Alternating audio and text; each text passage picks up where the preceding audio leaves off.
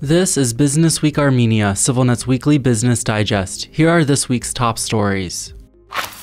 The Anglo-Dutch oil and gas company Shell opened its first petrol station in Armenia, with plans to open 25 more stations throughout the country in the next half-decade. To mark the news, Prime Minister Nikol Pashinyan hosted a delegation of senior Shell executives in Yerevan. In a statement, his office pledged to continue taking consistent steps to improve Armenia's business environment. Meanwhile, Economy Minister Vahan Kerobyan welcomed the development, telling reporters Shell's entry into the Armenian market represents a new culture for the country. He continued, "Considering the quality of its products and level of services, Shell will change the demand for services provided by petrol stations in Armenia, and we will see qualitative changes in the overall market." Currently, Shell has a presence on the ground in about 80 countries around the world, operating upwards of 46,000 petrol stations globally.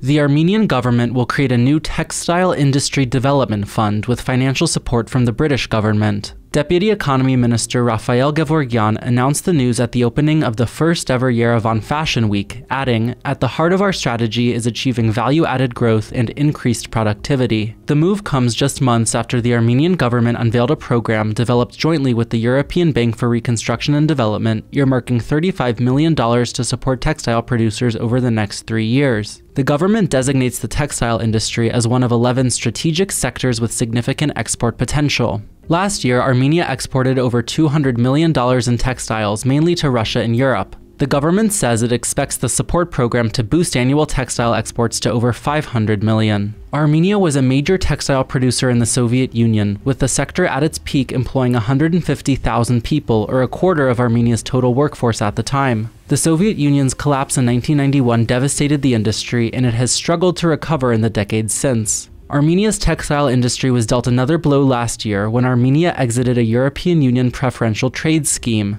A study by a German consulting group forecasted that Armenia's exit from the program would result in a loss of nearly $40 million for Armenian textile producers. At present, textile companies employ about 11,000 people in Armenia. 9 out of 10 textile workers are women, providing an important source of employment in a country with a significant and persistent gender gap in labor participation rates. Ahead of Yerevan Fashion Week, CivilNet sat down with Vahan Khachaturian, president of the Fashion and Design Chamber of Armenia, to talk about the country's burgeoning fashion industry. You can find our full interview with Vahan now on our website and YouTube channel.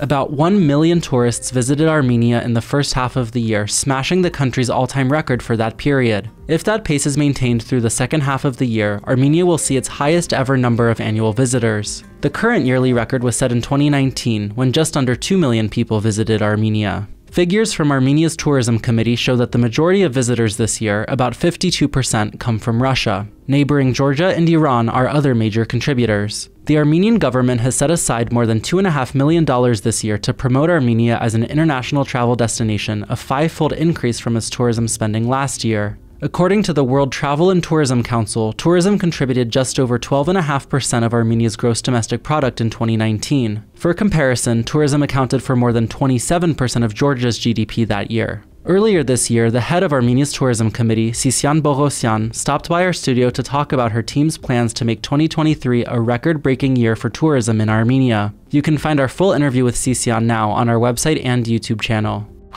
And as always, please follow CivilNet for the latest news and independent reporting from our contributors on the ground in Armenia, Nagorno-Karabakh, and the region.